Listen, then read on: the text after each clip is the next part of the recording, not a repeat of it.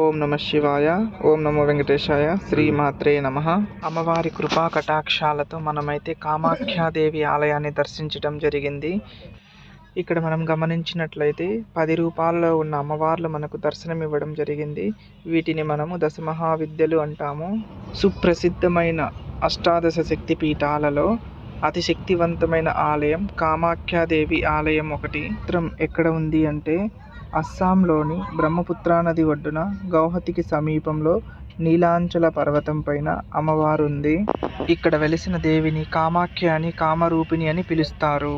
ఇక ఆలయం విషయానికి వస్తే ఈ ఆలయం గోపురాలు కానీ లోపల ఉన్న శిల్ప సంపద అలనాటి సౌందర్యాన్ని చెవి చూపిస్తూ ఉంటాయి. ఇక్కడ కనిపించే పెద్ద గోపురంలో అమ్మవారు ఉంటారు. ఈ పెద్ద గోపురం పైన బంగారు త్రిశూల కలశం స్థాపితమై ఉంటుంది. ఇంకా చుట్టూ ఉండే స్తూపాకారంలో ఉండే గోపురాలకి త్రిశూలాలు స్థాపితమై ఉంటుంది. అయితే ఇక్కడ విచిత్రం ఏమిటి అంటే అమ్మవారి విగ్రహ రూపంలో మనకు దర్శనమివ్వదు. అయినా కూడా అమ్మవారిని చూడడానికి ఎంతోమంది భక్తులు వస్తూ ఉంటారు ఇక్కడికి. ఇక్కడి నుంచి మనము ముఖద్వారానికి వెళ్తూ ఉన్నాము. ముందుగా ఇక్కడ ఉండేది తారాదేవి మందిరము, దశమహావిద్యలో ఒకటైన తారాదేవి మందిరం అది. ఇక్కడ మనము ముఖద్వారం నుంచి లోపలికి వెళ్ళొచ్చు. ఇవన్నీ పక్కన చుట్టుపక్కల ఉండేటివన్నీ షాపులు అన్నమాట. ప్రస్తుతానికి ఇక్కడ అమ్మవారి దగ్గర మానస పూజ చేస్తున్నారు కాబట్టి ఇంత డెకరేషన్గా ఇంత ఆకర్షణీయంగా తీర్చిదిద్దారు.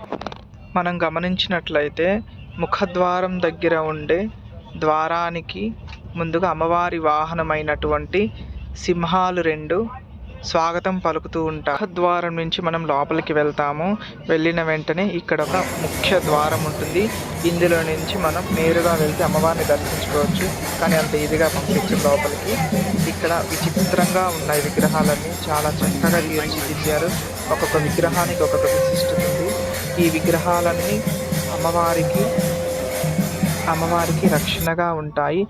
ఇక్కడ 4 వైపులా 4 ద్వారాలు ఉన్నాయి. అవన్నీ ఇప్పుడు మూసివేయడం జరిగింది. ఎందుకంటే ఏదైనా విశేషంగా పూజలు జరుగుతున్నప్పుడు మాత్రమే అవి తీస్తారంట. ప్రస్తుతానికైతే మూసివేయడం జరిగింది. పైన మనం గోపురం పైన చూసినట్లయితే పావురాలన్నీ ఉన్నాయి, చాలా పావురాలు ఉన్నాయి. ఈ పావురాలన్నింటినీ అమ్మవారికి బలిస్తారు. పావురాలు బలి ఏంటి అనుకుంటున్నారా? నేను తర్వాత చెప్తా దాని గురించి. గోపురాలు చాలా చక్కగా ఉన్నాయి కదా. ప్రతి గోపురం పైన పావురాలు వాలు ఉంటాయి. అదే విశేషం ఇక్కడ.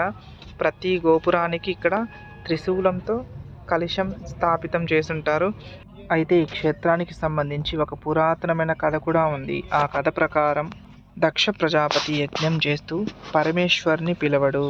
అయినా దక్ష ప్రజాపతి కుమార్తె అయిన సతీదేవి ఆ కార్యానికి వెళ్ళి అవమానింపబడుతుంది. దీంతో వెంటనే ఆమె ప్రాణత్యాగం చేస్తుంది. ఇక దీన్ని భరించలేని పరమేశ్వరుడు ఆగ్రహానికి గురి అయ్యి వీరభద్రుని సృష్టించి యజ్ఞాన్ని భగ్నం చేయమని పంపిస్తాడు. అంతేకాక ముల్లోకాలు భయపడేలాగా శివతాండవం చేస్తాడు. ఇక ఈ తాండవం చూసి దేవతలే భయపడతారు. అయితే తనలో అర్ధభాగమైన భార్య తనని విడిచి ఎక్కడికి పోలేదని తెలుసుకున్న పరమేశ్వరుడు సామాన్య మానవుడిలాగా లోకాన్ని పట్టించుకోకుండా వైరాగ్యులా మారి మృతదేహాన్ని తీసుకొని తిరుగుతూ ఉంటాడు. ఇది చూసిన శ్రీ మహావిష్ణువు తన సుదర్శన చక్రంతో అమ్మవారి శరీరాన్ని ఖండిస్తాడు. అలా ఖండించినప్పుడు ఆ ముక్కలన్నీ వివిధ ప్రాంతాల్లో పడతాయి. వాటిని శక్తిపీఠాలు అని అంటాము. ఇక ఈ ప్రదేశంలో యోని భాగం పడింది. ఈ రాతి యోని భాగంలో కామాఖ్యాదేవి నివాసం ఉంటుందని అక్కడ స్థానికులు చెబుతూ ఉంటారు. అయితే ఇక్కడ విశేషం ఏమిటి అంటే అమ్మవారికి అంబుబాచి అని ఒక ఉత్సవం చేస్తారు. ఆ ఉత్సవం సమయంలో 3 రోజుల వరకు గర్భగుడిలోకి ఎవరిని పోనివ్వరు.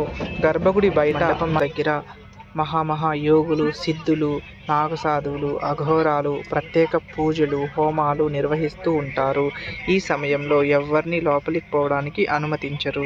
ఈ ప్రత్యేకమైన 3 రోజులలో యోని శిల నుండి ఎర్రని ద్రవం వెలువడుతుంది. ఈ ఎర్రని స్రావం శక్తిపీఠం ముందున్న సౌభాగ్య కుండంలోని నీరు అని చెబుతూ ఉంటారు.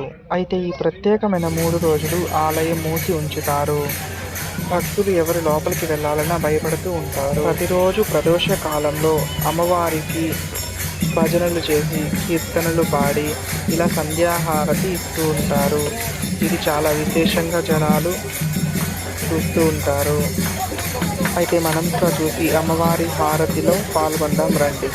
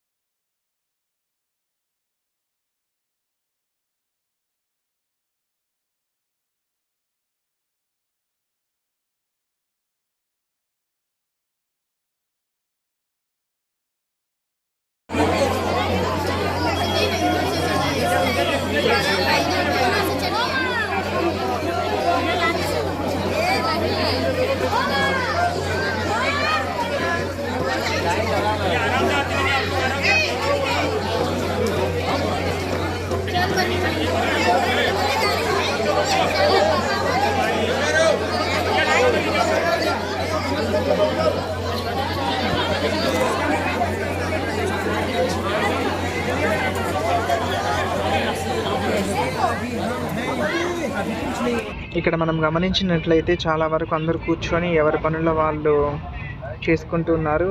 అంటే ఏదైనా సాధన కోసం వచ్చినప్పుడు కానీ, మంత్రం చేసేవాళ్ళు కానీ, శక్తుల్ని ఆవాహనం చేసుకునే దానికి కానీ, శక్తి సాధన కానీ, మంత్ర సాధన కానీ చేసుకునే వాళ్ళు ఇక్కడ చాలా మంది కనిపిస్తూ ఉంటారు మనకు. ఇప్పుడు మనకు కనపడేది ప్రధాన ఆలయం. ఈ ఆలయం చుట్టూ నాగయక్షిణీలు, కిన్నెరలు, యక్షిణీలు అమ్మవారికి రక్షణగా ఉంటాయి. గోపురం చుట్టూ ఎటు చూసినా కూడా ఈ విగ్రహాలే మనకు కనిపిస్తూ ఉంటాయి. ఇక్కడ మనం గమనించినట్లయితే అమ్మవారిని ధ్యానిస్తూ ప్రదక్షిణాలు చేస్తూ ఉంటారు. ముఖ్య గోపురానికి బంగారు త్రిశూల కలశం స్థాపితం చేశామని చెప్పినాను కదా, అది చూద్దాం ఒకసారి. చాలా బాగుంది, బంగారు కలర్లో మెరుస్తూ ఉంది. నిజంగా బంగారు త్రిశూల కలశమే అది. పక్కన పావురాలు, ఎటు చూసిన పావురాలు ఉంటాయి. చుట్టూ గోపురాలకి త్రిశూల కలశాలు స్థాపితం చేసి ఉంటారు. ఇక్కడ ఎటు చూసి శక్తి కాబట్టి, అమ్మవారి శక్తి కాబట్టి ఎటు చూసినా త్రిశూలాలు అనేటివి స్థాపించబడుతుంటాయి. ఇంక ఇక్కడ మనం చూస్తే కామాఖ్యాదేవి దర్శనమిస్తూ ఉంటుంది. ఈ అమ్మవారిని కామాఖ్యాదేవి అంటాం. మామూలుగా అమ్మవారికి ఇక్కడ ఎక్కడ రూపాలు లేవు, విగ్రహాలు అనేది అయితే అస్సలు లేదు. అమ్మవారు ఇలా ఉంటుంది, ఇలా పూజించాలి అనేది ఒక రూపాన్ని చూపించారు. ఇక్కడ వచ్చేసి పరమేశ్వరుడు దర్శనమిస్తాడు మనకు, భూతనాథుడు కూడా అనవచ్చు. ఇక్కడ మనకు ఎక్కడ చూసినా కూడా విగ్రహమూర్తులు అనేటివి ఎక్కడా ఉండవు. ఇక్కడ మనం గమనించినట్లయితే పావురాలు చాలా ఎక్కువ సంఖ్యలో ఉన్నాయి. ఈ పావురాలు అనేటివి అమ్మవారికి బలిస్తారు. అది మీకు నేను లాస్ట్లో చెప్తాను, ఎట్లా ఇస్తారు, ఏమి ఇస్తారు అనేది నేను లాస్ట్లో చెప్తాను. అమ్మవారి పేరు మీద మన మనసులో ఏదైనా కోరిక అనుకొని పావురాల్ని బలి కిందికి అట్లా వదిలేస్తారు వాళ్ళు. అవి ఇక్కడే తిరుగుతూ, ఈ గోపురాలు చూస్తున్నంతసేపు మన మనసు చాలా ఆహ్లాదంగా ఉంటుంది. మనకు తెలియని ఒక పాజిటివ్ ఎనర్జీ అనేది మన బాడీలో క్రియేట్ అవుతూ ఉంటుంది. చాలా చక్కగా ఉంది. మనం ఇక్కడ చూసినట్లయితే దీపారాధన అనేటివి ఇక్కడ చేసుకోవచ్చు. లోపల ఎక్కడ పెట్టనివ్వరు. లోపల మామూలుగా నార్మల్గా వెళ్ళిపోయి దర్శనం చేసుకుని వచ్చేయడం మాత్రమే ఉంటుంది. దీపాలు అనేది ఇక్కడ పెట్టొచ్చు. ఇక్కడ గణపతి మనం దర్శనం చేసుకోవచ్చు. చాలామంది చెప్తూ ఉంటారు యోని విగ్రహాలు ఉన్నాయి, యోని ఆలయాలు ఉన్నాయి, యోనికి పూజ చేస్తారని. అలా ఏం లేదు. ఇక్కడ అంతా నార్మల్గా పూజలు జరుగుతూ ఉంటాయి. కాకపోతే పద్ధతులు మార్చి చేస్తూ ఉంటారు. యోని అనేది ఎక్కడా లేదు ఈ ఆలయంలో. అసలు మాటకు వస్తే విగ్రహాలు ఎక్కడా లేవు. స్థానంకి పూజ చేస్తూ ఉంటారు అంతవరకే. వీళ్ళది గమనించండి ఒకసారి. వీళ్ళది నాగాల్యాండ్ అంట. వీళ్ళు శక్తిని, ఎనర్జీని క్రియేట్ చేయడానికి ఒక భజన చేస్తూ ఉంటారు. వీళ్ళు భగవద్గీతను స్వయంగా ఆవిడికి స్వప్నంలో శ్రీకృష్ణ పరమాత్ముడు బోధించడం జరిగిందంట. మేము ఇన్ఫర్మేషన్ కనుక్కున్నాము వాళ్ళని అడిగి.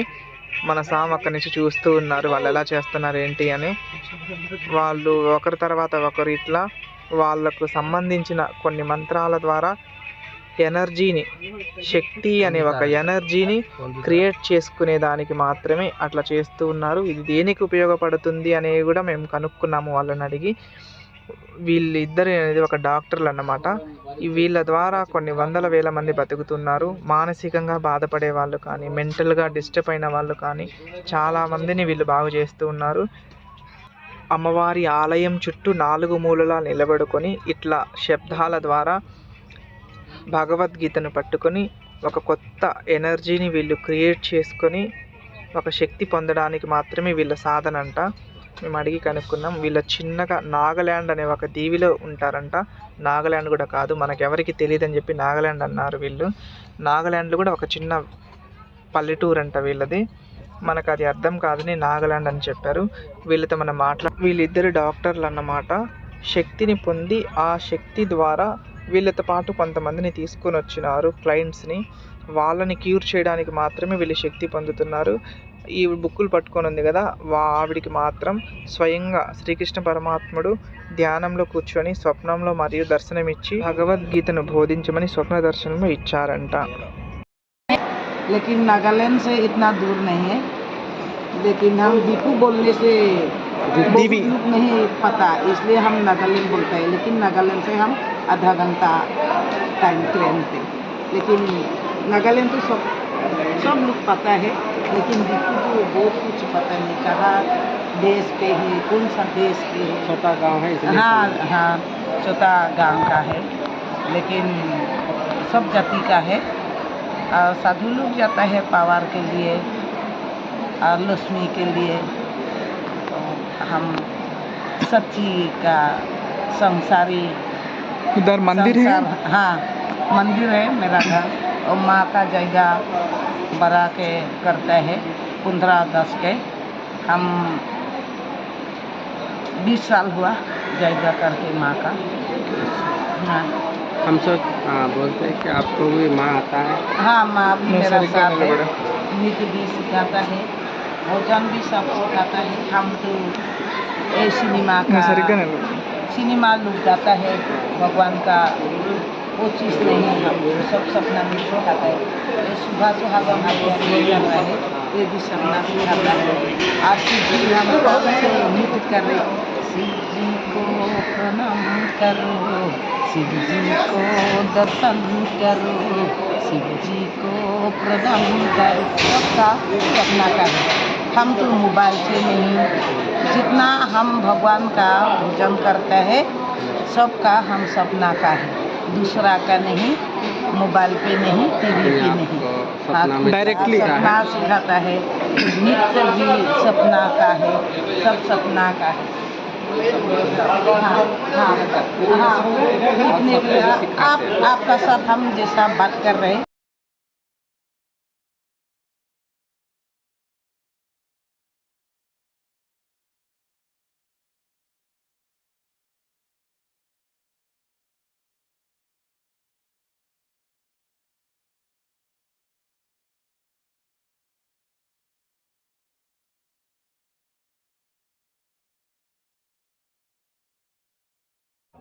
ఇలా వీళ్ళు ప్రతిరోజు అమ్మవారి కీర్తనలు పాడి అమ్మవారి అనుగ్రహాన్ని పొందుతూ ఉంటారు. ఒకసారి వినండి.